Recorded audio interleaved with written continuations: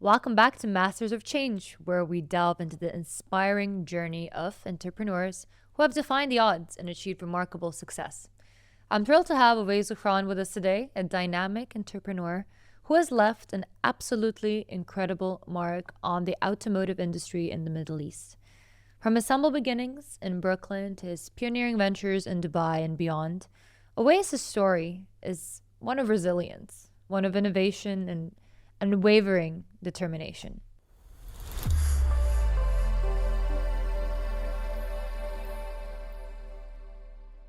All right, Oweis, absolute pleasure having you in our studios today. How was your day so far? Good, yeah. It started off really strong and happy to be here this morning. You ready for some interrogation questions now? Yep, I got out the cold plunge this morning and got some coffee as soon as I got here, so I'm ready to go. Perfect. So I want to take you back, all the way to your childhood. Obviously, you were born and raised in Brooklyn. Just share with me some insights into your childhood and how that looked like. Okay, so my childhood is, I would say, blurry to say the least. Like any adult, you don't remember everything that happened as a child. I do remember certain elements of childhood, and I remember I was a really good baseball player, for example. Right. I thought I was going to play pro baseball. It's a fun sport. It is, yeah. And then you leave the U.S. and realize that people don't know what the heck you're talking about. Right. So baseball was a big part of my childhood, I would say, and believe it or not, an escape to an extent also. I think I was always very fortunate as a child to be surrounded by family, whether that's in siblings or in cousins, So I think the biggest advantage for me personally, being born in New York, was I was so close to my granddad, my cousins, my brothers, sisters, obviously. And then when you grow older and start to travel the world, like you, MENA, you were telling me that you have a similar background, and you know how it is, right? You start going off into the wilderness and it becomes lonelier and lonelier, right? And your support system just kind of fades away. Yeah, until you become it, right? Of Then course. you become the support system for... And hopefully you create your own, family. Yeah, that's the... I guess that's the way of life in general. So yeah, going through that for me was I would say a bit, difficult at times, as it is for many people. We weren't always well off, My family was very entrepreneurial. My dad was the epitome of an entrepreneur, where he's up and down constantly. We've seen it all. We've lived in mansions. We've lived on government welfare. We've lived on food stamps. Right. We've had millions and millions of dollars in the bank, where every family member had a horse. So as a kid, I would say it's a rather healthy experience to go through, because you almost learn about life from many perspectives from a very young age. Right. And would you say that all these, let's say, challenges that you faced influence your perspective on entrepreneurship? Did you say, okay, I'm going to get into it when I grow up, or did you get pushed away by it? Yes. The short answer is yes. But I think entrepreneurship, again, is just my perspective. I think entrepreneurship in general is something that you're born with. I don't know if you discover it one day. Right. You have to have it in you. Yeah, it's one of those things where, a lot of people don't like taking risk, don't like jumping out there and, seeing if it'll work. And more times than not, we're actually criticized by the 9-to-5ers or the everyday workforce that have a more, call it, safe environment. Right. So this way your brain is just working 24/7, literally. Yeah. Okay. And how did that shift to the Middle East take place then? So it was, again, my dad on his entrepreneurial adventures. I think he landed in the right place at the right time. And I mean, again, he's been all over the world. We've lived all over the world, but I mean, parts of Africa, parts of Eastern Europe. He lived in Ukraine for some time, Russia for some time, Czech Republic for some time. And I mean, I enjoyed going with him. I hated school. I hated, all of. Don't put me under behind the desk. For me, that was, I used to cry probably until about fifth grade every day. But it's also difficult changing schools. I mean, from personal experience, Yeah. constantly new people, That is true. new classrooms. That is It's not true. easy. And then most of my schooling years was here in the UAE until I just said this isn't for me and left. But also being kids in general are not the nicest people. Of course, yeah. Like they could be very It's hard. brutal. Yeah, especially when you're different, and you don't speak the language, and even if you do learn it, you start speaking it very poorly. So you Or they make become- fun of your accent. Or, yeah, and I've been through all that. So I think that definitely added to my lack of love towards school. But it builds your immunity in a way. It definitely built my immunity. And I would also say, at one point I told my parents, I can't do this. So my mom said, okay, what do you want to do? And I said, I want to go work with my dad. So, and I mean, she didn't love that. Obviously, no mother wants to see her child drop out of school. But I mean, my dad was kind of like, look, if that's what you want to do, come do it. So from a very young age, I was traveling the world with my dad. And by the time I was 18, I remember we were sitting on a flight once going from Egypt to Czech Republic. And I was writing down the list of countries I've been to. So at 18, I've been to 74 countries with my dad. Crazy. But again, these are, not as a tourist. Literally, you're in these countries for a day and a half for a meeting and you leave. Thank God you're not the person that puts the flags in the Instagram bio. Countries Yeah, you've traveled to. I see that sometimes and I just roll my eyes. I'm Right, like, like, really? why? Yeah, so I stopped counting now. But yeah, I mean, it definitely played a major role in building who I am today. Right. And kind of just, you've seen so much, not much surprises you or impresses you or scares you. You've kind of, to just kind of stay calm through it all and Right. figure it out. But Harvard online business courses that pop in somewhere there, right? Yeah, but I mean, I'll be honest, all of that was from my mom, because she's a big academic person. Okay. And I've realized doing school online, University of Maryland. So what I did was I dropped out of high school. And then you can't get into a university without a high school diploma. So I went back to the US and did this program for I mean, there's no easy way for losers, really, bums and people that just couldn't make it in school. They have this thing called the General Education Diploma, GED. So I took my GED, and that allowed me to get into certain universities. One of those universities that accept GED in lieu of a high school diploma was the University of Maryland. So got in there, but again, all this is for my mom. I didn't do it because I wanted to, yeah. or I thought it was important. And that university allowed you to take online exams. They're still kind of governed by third parties, so you could go to the U.S. Embassy, and they have some other sites where you can take your exams. But all of the studying was done kind of away from campus.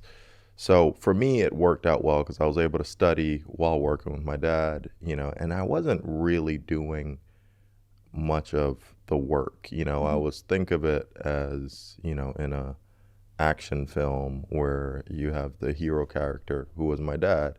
I was literally just one of the 600 cast members, right? One of the as they call them, seat fillers, right? So Which is the way it's supposed to be when you're learning life now. yeah, I mean, I think a lot of people think there's a way to take a shortcut, or because my dad was so and so, I get to be, the deputy chairman Right. overnight. And sure, you can, but you can also be very ignorant if you do that, right? Right. So long story short, that's how I got into University of Maryland, did some online courses with other universities as well. But yeah, I'm not a big fan of Right. academics in general. Would you say that entrepreneurs need that backup of Absolutely not. education or? No, Okay. I would not say that at all. Okay. Okay, great. Now, moving on to OWS Automotive, I just wanted to ask you, you've established it obviously with your brothers. Tell me a little bit about that. So OWS Automotive was a dream, and I was working on it for obviously over a decade, but it's an extension of what my father built 30 plus years ago in the US. However, he was more, I would say, mainstream into a lot bigger things. He owned vehicle manufacturers around the world. He owned, and this is all post our move to the UAE, once he got stability as an entrepreneur, as a business mogul, I guess you could call him. So every time I would bring an idea to the table, it wasn't big enough for his board, and it's like, okay, $2 million. Well, why would we do that? And again, me as a late teenager, early 20s, I would be very excited about these ideas and see a future that other people just couldn't see. And they were yours at the end of the day. Yeah, absolutely. But I needed the backing, I needed the office, I needed the capital, I needed the stuff that I didn't know about. So bringing them ideas that they were all turned out. I then decided, I spoke to my dad, I said I want to do something called OWS in the Middle East, North America, and other parts of the world. The light bulb pop. Yeah, above his head. so he said, that has a nice ring to it. OWS, made in the US, go for it. And he sent me an article from his CEO at the time, who I learned a lot of things from. Really smart individual. He sent me an article that this guy sent him, and saying, the article read, the UAE sees an influx of over 50,000 automotive wannabes. And the body of the email was, so this is what your son O is trying to do. Tell him good luck. Ha ha. And, my dad forwarded it to me and said, just let this serve as motivation.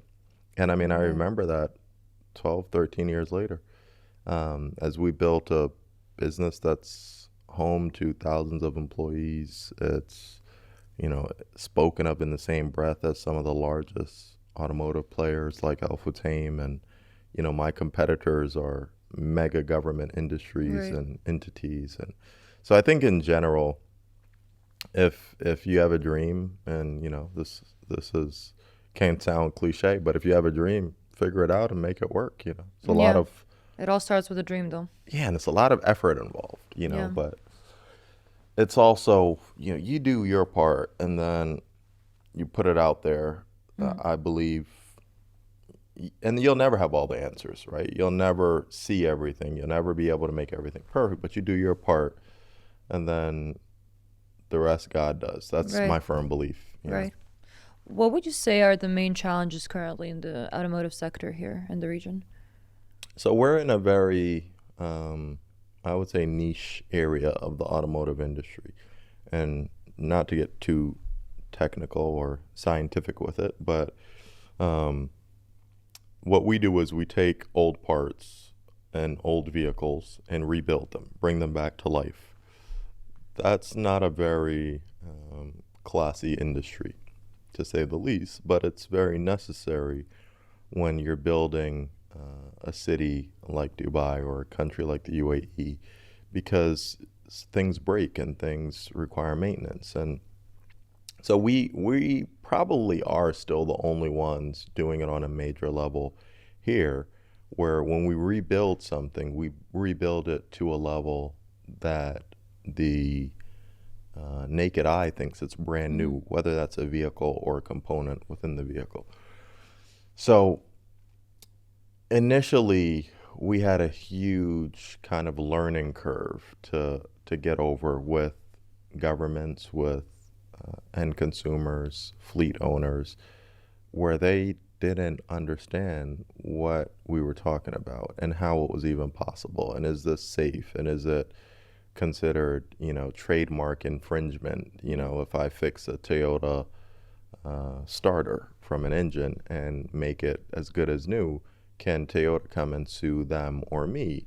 And so educating on all that was, I think, the biggest gray area. I was actually speaking at Auto Mechanica, which is a big trade show that goes around the world, yesterday in Dubai, and they asked me to speak about remanufacturing specifically in the Middle East, because it's a very new industry here. In the US, I think it's like a $2 trillion industry. Wow, okay. I mean, it's massive. And in this part of the world, it's zero, almost. So that learning curve was important. But now, if I look out of any window in the UAE, I would see my customers, because every cab on the roads buy parts from us or are maintained by us.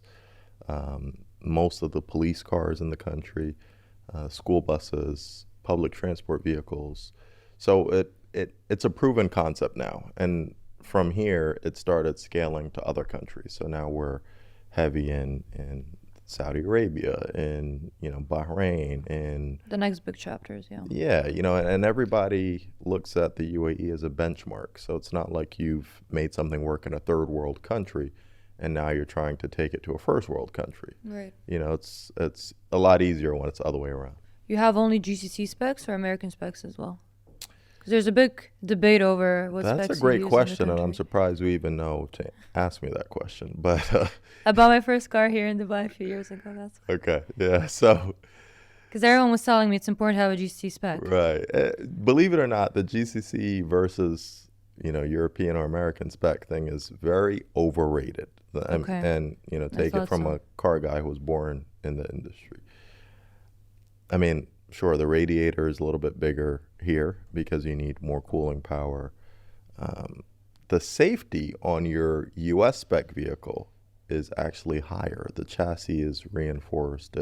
So I'm still surprised that the US spec vehicle is perceptionally a lot less expensive here, and not only perceptionally, but actually, right, than a GCC spec. And I mean, a lot of that is because, dealers, don't want you importing cars from other regions because that eats into their profit. The market. Yeah, it's like they have a monopoly here. Right. In this part of the world, there's one guy who's the exclusive dealer for Toyota.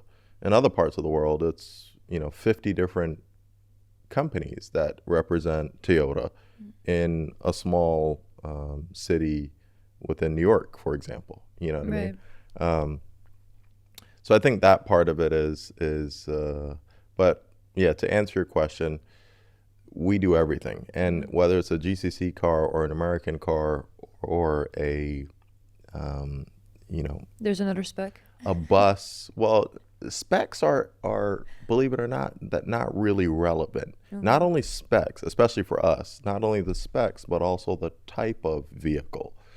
Because people would say, what are you able to work on? And we say, anything on wheels. Because if it's a bulldozer, for example, a Caterpillar D9, which is a $2 million piece of equipment, the brake caliper is still the same mechanics. It's just a little bit bigger. Okay. So once we have the concept and the know-how, we can work on anything. And I think that's a big value add in our industry, that it's all the same concept, really. And where are your mechanics from? Do you import them from the States, or do you So find them here? we get a lot of, I would say, leadership from the US and parts of Europe, just because in those parts of the world, the industry is a lot more Developed? developed and maybe respected is a better word also. For example, my lead mechanic can make 50,000 AEDs a month or $15,000 a month. Whereas here, in any other company other than OWS, you would be surprised that top mechanics in dealerships and agencies are making 5 and 10,000 at most a month, right? But I mean, if they have that education, they went through the learning of and obtaining all that experience, then you have to pay them accordingly. So, and I think that's our secret sauce to an extent. It's our people, right? So we have really strong people. Now, for in order not to make the product too expensive, we have to have a balance of, staff that aren't as expensive. So we work a lot with interns. We work a lot with even locals, believe it or not. We have Emiratis working with us that we would work with the governments to subsidize, because as you would know, their salaries are higher from the government. So we'd pay half, the government would pay half. We have definitely Philippines, India, Pakistan as well. But I think in general, OWS has become almost the ambition for mechanics. They want to get to OWS. And we're always growing as a company. I think we have close to 40 sites in the UAE alone. Oh, that's crazy. So, yeah, and most of these sites are repair sites for the vehicle, but also remanufacturing of the spare parts and warehousing of the spare parts. So there's a job for everybody, in other words, no matter what you do. Ambitious and international environment. Now, moving on to your partnerships and ventures, tell me a little bit about Sharjah and about Ajman. So Sharjah and Ajman are two of the, obviously, Emirates in the UAE. Sharjah is number 3 after Abu Dhabi and Dubai, and Ajman is number 4.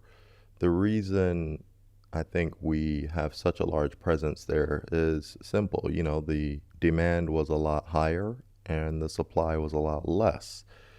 And when you come to the UAE, or when you're in the West or wherever you are, you hear a lot more about Dubai and Abu Dhabi for obvious reasons than, some of these other places. So very true. And in fact, when you get there, you realize they're not that different. Sure, there's, I would say, different strategic objectives. I don't think Sharjah wants to be a tourism hub. I don't think Ajman wants to be a cultural hub. They have, like Sharjah. Sharjah is very cultural. So, but our business doesn't really look at that side of it anyway. It looks at, okay, if you have a fleet of 10,000 vehicles in your government or in your company, we have the solution. We can save you 30, 40, 50% of what it would cost you. We can bring an industry and a know-how to your city or emirate. We can educate and hire, create all these jobs for unemployed, whether that's locals or expats.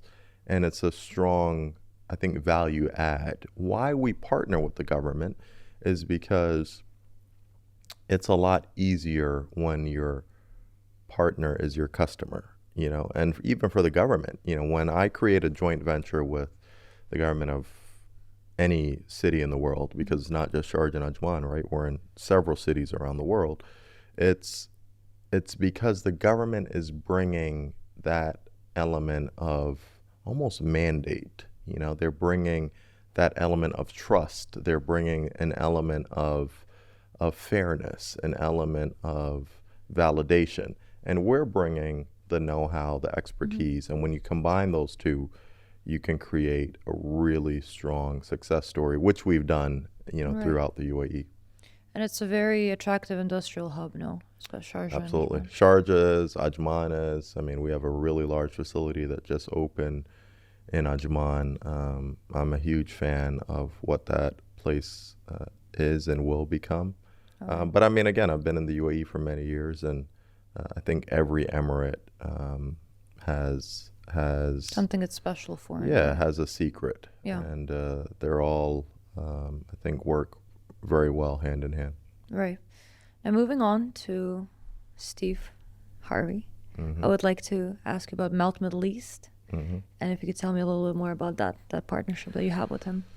So yeah, I mean, believe it or not, a lot of people ask me, how the heck did a very true automotive industrial guy end up in business with one of the world's most public figures for the opposite of all that, right? Yeah. Comedy, entertainment, business as well, but not necessarily automotive. The answer is, look, as OWS, we built the company from ground up. My brothers and I, we really worked, I would say, on building a strong management system or management team where we don't have to get involved too much in the day-to-day anymore. What that allowed us to do was look at other industries. However, my hat or my, shirt always said OWS Automotive on it. And that became rather confusing when you want to do something with a Steve Harvey or something with, tourism or something with anything that's not industrial or automotive. So, although everyone likes luxury cars, maybe yeah, that's the connection. the issue is we're not in the pretty side or the sexy side of the automotive, right? We're in the fixing, it's grease, it's workshops, mechanics, So the John Travoltas. Yeah, exactly. Sometimes I wish I was on the other side, but not really. So back to how we ended up into partnership with Steve. So we created this company called OWS Capital. We have OWS Automotive and OWS Capital. Capital became a private investment vehicle that we've established to focus on a few key elements of just business in general. One of them is the partnership we created with Steve Harvey, who, I mean, I've learned so much from him about just not only that industry, but he's twice my age, right? His story has been really incredible, and I mean, he taught me so many life lessons as well, just coming from a different perspective. Kind of like a fatherly figure, then. Yeah, I wouldn't say. He would not want to be my father figure, right? Like but I would say we truly have, a big brother, little brother relationship. Okay. He taught me how to play golf. He got me addicted to golf. We traveled the world, with each other and, with his family. So I think the relationship started off very organic and not business at all.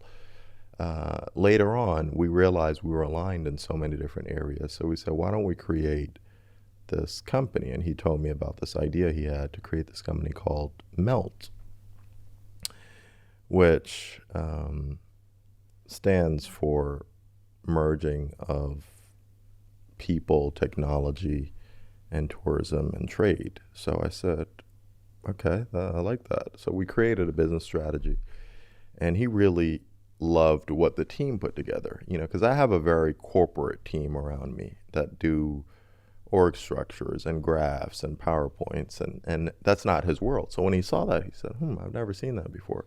How would we execute this? So we've put the company together and pulled off the first event, and it was seamless, and he really didn't do much. He showed up and waved and said, gentlemen, Steve Harvey, and everyone went crazy.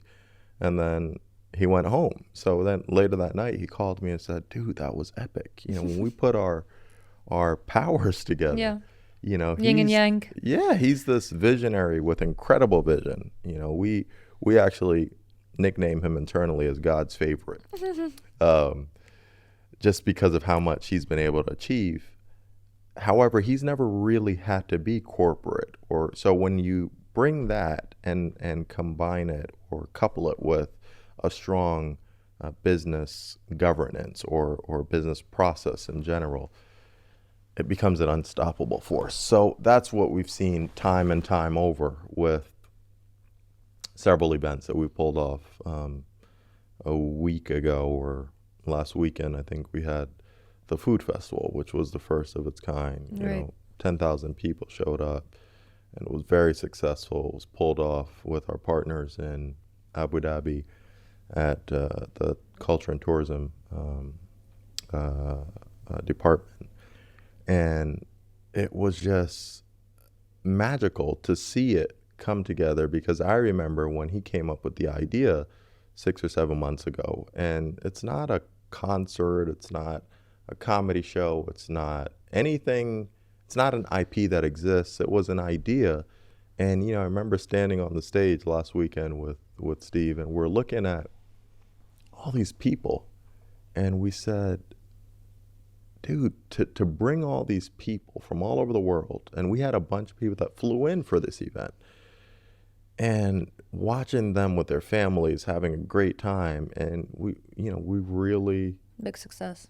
we really hit it out the park, as they say. So, and obviously success breeds success. So you do Yeah. one right, and then you do three more, right? And not all of them would be as successful, but I think that's also part of understanding how this life works and understanding how business works in general. As long as you're on the right energy wavelength. Yeah.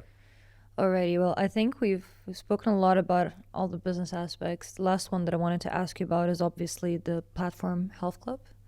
If you could tell me a little bit more about that, and then we'll move on to more casual questions. Okay, so Platform Health Club is a business we've established in Sharjah, for Sharjah, and I don't think I've ever said this to anyone before. Exclusive information. But the reason we've created Platform was Sharjah is not an emirate that's known for glam to an extent. It's more Dubai. It's kind of, hey, if you want to go to a really nice gym, you got to drive closer to where we are now, right, in Dubai. And that can be brutal with traffic and, home and kids and, with your life schedule in general. If you live in Sharjah, to come to a really nice gym in Dubai, it's a hassle.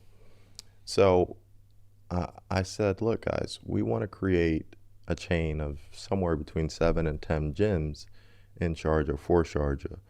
Not really for profit, but just to give something incredible back to Sharjah. You basically found that gap. We found a gap, but like I said, it wasn't really a for-profit initiative. We've done so much, and the government of Sharjah has trusted us so much, allowed us to build an empire in Sharjah. They've partnered with us, and they eventually acquired us. So we built a massive company, and the government said, hey, if you want, we'd buy you out. And we got a third party to come in. It was a great valuation and one of the most successful transactions of my career. So, I felt like I owed them something. You need to give them back something. So that was my way of giving back in, a very small manner. But now to watch the thousands of members go to these gyms and, really enjoy a high quality health club that you would get in an Equinox in the US, or in, there's similar brands in the UAE that you could go to, but not in Sharjah. So I think that's the objective. And to watch it come to life, it's truly remarkable. Very nice of you. Alrighty, now I wanted to ask you, top 3 success stories that you've had before you hit your 30s. I would say all of them were based in the UAE. Okay. One was creating OWS. Yes, that's so. And making it through the lows of creating OWS. Because, as any startup, as you can imagine, you reach a point of it breaks you, right? And you feel like there's no way I could come out on the other side. There's no way I'd be able to. So that, just being able to get through that. And I know that sounds broad, but, it's something that personally I don't take for for granted at all. How long was that period? About a good 2 years, Okay. and a good 2 years of, me having a really strong cash reserve in my personal bank account, and the company having a decent amount of capital to get it running, to me having zero in my personal account because it all went to the company, and the company being late on salaries, and to me that's the worst thing ever. So Yeah. to be able to make it out on the other side and be a company and a business that's valued, amongst some of the largest players in the world in our industry, that to me is, and I mean, I was probably 26, once we found stability Crazy. as a company. So that one was a really big one for me. Another one was when we created our partnership in Sharjah. I got a call from the government saying, hey, we want you to take over this business, which was the establishment of an accident control unit. And you have 30 days to do it because the contract with the previous operator expires in 30 days. We need you to build a team, educate the team, build an operating system, get the legal mandates in place within 30 days. And this organization that we created, a company called Rafid's mandate still is to arrive whenever there's a car accident. You arrive at the accident scene, determine who's at fault, and issue a report so that the insurance companies can fix your car. In other words, if we aren't operational in 30 days, the road system doesn't work because the police aren't doing this anymore. They wanted... You don't have a choice. You have to figure it out. We had to figure it out. So it's like, and if we Oh, don't, boy. the 700 or 500 accidents every day in Sharjah wouldn't be resolved, 700 accidents per day. Yeah. That's a big number. It is, yeah. So we would then, or we were tasked to build this force, something I've never done before. I remember sleeping at the office for about 2 weeks. And I mean, that was horrible. Think of, 2 weeks at the office, barely able to take a shower. And it wasn't because I was trying to, build a badass story. It was because genuinely you don't have time. And we didn't have the funds figured out. We didn't have the capital figured out. We didn't have, for me to get the money from the government through, collaterals and banks and all that it would take too long. So anyway, I got all these cars, which was the patrol cars, to arrive at the accident scenes. And I had a great team working with me, obviously. But we got all these cars, and payroll was coming up. And I remember payroll was about, at the time, close to $1 million at the end of the month. So they said, hey, if we pay for the operating system, we won't be able to pay salaries. What are you going to do? And I said, okay, well, as a business, what we need to do is let's have a chat with the employees, let them know we'll pay them almost an interest on top of their salaries. But what I want us to do is go out in the market, start operating these, the business, right? Start surveying accidents, and the accident victim, whoever's faulty, would pay us on the spot. So we made a lot of money every day, right, surveying these accidents. And in about 5 days, we were able to pay salaries. And not only that, but in about 10 days, the business was profitable. And then a month later, we paid off all the debt that we had to set up the business. And then it became one of the most successful businesses in Sharjah, one of the most important projects in Sharjah. But if you look at, I got that call and they said, can you do this? Before I answered, they said, okay, you're doing it, and I'm like, wow.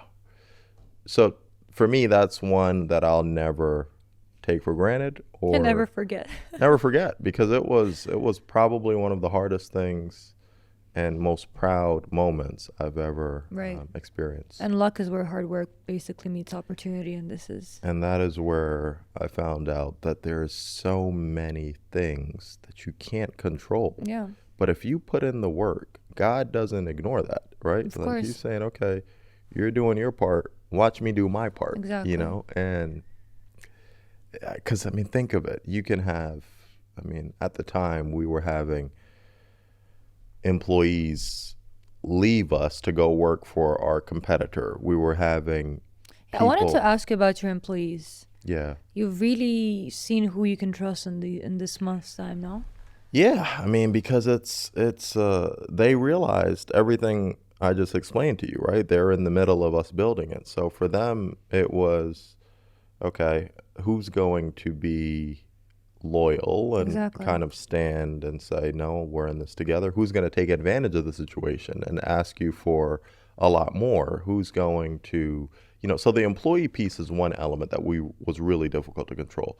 The other piece of it was the government side of it that was really difficult to You control, can't control. Yeah, you can't. And really, you're taking a leap of faith by saying, within a month, I'll have all the necessary licenses and approvals from the federal government, from the Ministry of Interior, to be able to do this on behalf of the police. And it's like, I had my compliance guys tell me, logically, just that licensing process with the government takes 6 months. Just that part. And you can't do this. You're not allowed to ask someone for their license and registration until you have that mandate. So for us to go forward saying, okay, that's one of the things I can't control. Here's all the things we can control. Let's do things we can control to the best of our ability. And the rest of it will more than likely fall in place, because I don't believe the effort here is going to go in vain. Right. That's And I don't even want to ask you what the process of approvals was in this whole thing. Yeah, don't, because I don't even know myself. It was Right. God's work. Yeah. Right. Okay, Yeah. moving on to a fun question. Do you drive your dream car? Have you reached that point? Yeah, I mean, I've driven my dream car. Okay.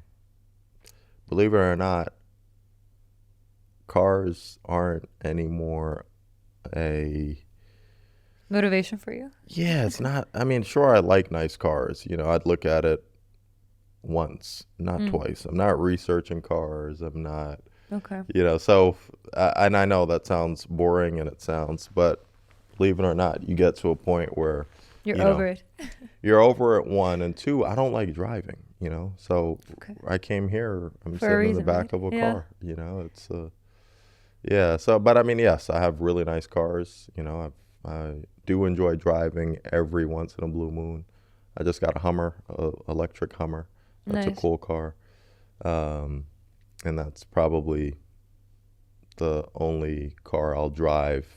Can you take it to the desert? Yeah, yeah. It performed in the desert better than most petrol cars. So, Nice. and it's also very unique. You don't see much of or many of them globally, just because they didn't produce many. Right. But yeah, in general, I'm not a big car freak. Yeah. Okay. And where can we see you outside of your working hours?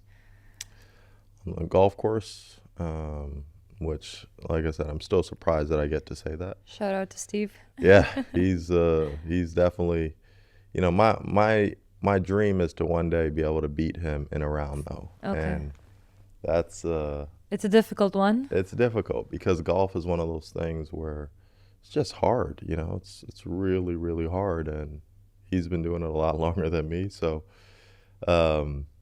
yeah, that's most likely, if I'm not working, I'm either in the gym. Well, gym to me is work. So if I'm not Okay. working, I'm playing On the golf. golf course. And there's beautiful golf course facilities here in the UAE, so. Yeah, I would say the best in the world, or some of the best in the world. They spoil you. Yeah. Okay, my final question for you always would be, if I were to give you a time machine now, and you can go back in time, what would you tell a younger version of yourself? Yeah, I mean, there's a few things I would tell myself. Go for it. The first one is to have more faith, because I wasn't very confident in what I can't see. And I mean, when you look at this world and how this world works, it's all based on faith. And there's, again, so many things out of your control versus the ones that are in your control. So I would say have more faith, take more risk once you get those faiths in place. Such an And entrepreneurial thing to say. yeah, and I mean, again, I know it's almost looked at as, yeah, obviously, but no, seriously, that's just do it, whatever it is. I mean, if you want to become an artist, go be an artist. Yeah. If you want to fix cars, and you can turn that business into something that will create not only generational wealth, but will create the right habits for you as well as a business person. And the last one is just to be more present, because, funny you asked me about the cars. Once upon a time, and I think I did an article about this at one point as well, I was very flashy about cars, and probably 5-6 years ago, wasn't a long time ago. Cars was everything. I was known as the car guy. What And you were car at is he your gonna? peak at that point. Yeah, and what car is he gonna show up in today, and where's he gonna park it? And then it was watches, and I still have a addiction to watches, but in general, I Like think, every man should. yeah, I mean, because we don't have many things, right? Exactly. That's the only piece of jewelry we could really hold on to. But in general, I would say being more present, enjoying the simpler things, like being able to get up and make yourself coffee, and being able to go to the gym, being able to, that stuff is so underrated, not talked about. Right. And, a lot of people tell me, man, you have such an old spirit. And I mean, I don't know if that's entirely correct. It probably is to an extent. But, again, all that other temporary happiness stuff is so not happiness. It's like, if you think about it, you're not really happy. You're doing it because this is what people think you're supposed to do, or you're doing it because your friends are doing it, and who may not even be real friends. And so I think just being more present, enjoying simpler things, enjoying time with people that you can consider close friends and family. And I think that's the piece I would have liked to realize sooner. It would have saved me a lot of stress and money. Right. But yeah, that's Basically, don't take that's it. anything for granted. Yeah. Oweis, it was an absolute pleasure having you here today. I wish you the best Thank you, of Mina. luck. Thank you. And hope to have you behind the mic soon again. Absolutely. Thank Thank you you for so much, coming. Mina. And there you have it. I hope you found today's episode as inspiring and as insightful as I did. A huge thank you to Oweis for sharing his incredible journey with us. And remember, success is not defined by where you start, but by the determination you exhibit, let's say, along the way. Join us next time for another captivating conversation with a visionary entrepreneur. Until then, keep dreaming big, chasing your goals, and stay tuned to Entrepreneur Middle East for more content. With you was Mina Vucic.